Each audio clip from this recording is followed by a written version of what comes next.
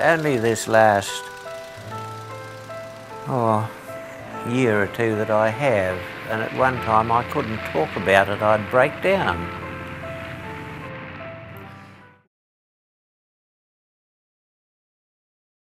When I was young, I used to watch films, you know, with my grandfather on Sundays, and when I go over and stay with him. And one film he showed me as a young man, you know, as a young kid, was The Dam Busters, from 1954. And as a child, I was wowed by this film, sorry. And as I grew older, I got interested in aviation. And that kind of interest in historic aviation, but particularly the people's stories behind it, and that's where I kind of started off from. How did you find the survivors of Bomber Command? It's quite tricky when you start off. It's very much, you wonder, you panic, you think, how am I going to find people, how many survivors are there left? But after a while you kind of get used to the methods of finding people. The Bomber Command Association, I had a little entry in their newsletter asking for people to come forward, and I got quite a good response.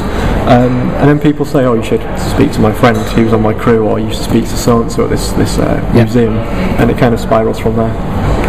How much did it mean to you when these people gave you their stories? It means a lot. It means a lot as a filmmaker that you build up that trust and somebody puts that faith in you to tell their story, particularly when it's something which is quite an emotional story. They're talking about friends that they've lost, and often quite traumatic experiences, so you really take that as quite a responsibility. What made you want to start filmmaking? I mean, I've been using cameras since I was young.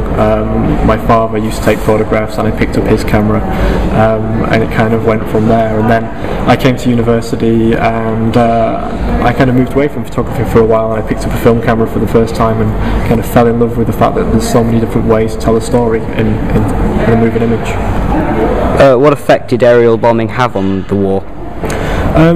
Do you mean in terms of helping to win the war? Yes. I mean, the effects of aerial bombing is something which has obviously been much questioned. It's been a source of controversy ever since. My film looks a little bit at that. It talks to the veterans, and they speak about the effect it had on them, how they felt about what they were doing. But Into the Wind is more about their feelings, their emotions, and what they went through, rather than a kind of historical look at strategy or the raids in a chronological order. What has the response been to the film? It's been great so far. I think so many people have liked it because there wasn't a narrator and there wasn't a presenter. It's all told with the veterans' own voices, so I think so many people like the fact it was direct testimony from the people who were actually there. Do you know what you're going to do next? Well, after Into the Wind, I did a documentary called Heilig, which is about a kinder transport refugee who left Nazi-occupied Austria in 1938. That was a short film. It's about 17 minutes long, and it went to London Short Film Festival and a few other film festivals. At the moment, I'm looking into doing a book based around the interviews from Into the Wind, but I'm just taking a bit of a rest after spending 5 years making Into the Wind.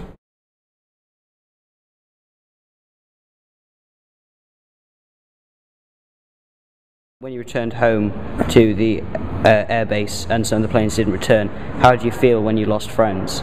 There was a variety of reasons for your thoughts as well at the time, because knowing full well, probably you'd been on the same raid as yourself and you'd maybe seen them shot down, and you didn't know it was them until you got back to base, and then you was informed that they hadn't come back. Well, then you begin to think, is it them? And then eventually you'd form, yes, it is them. And that was your friend. Well, you know what it's like with a friend. Nobody can replace a friend. But anyway, it was a sad event and a very tragic one. But you didn't dwell on it. You just had to shrug it off and let it be something that's past and gone, and not to dwell on it. You didn't dwell on these things. My younger daughter always corrects me when I say it was a just war. There is no such thing as a just war. All wars are unjust. But there is such a thing as a war for just reasons.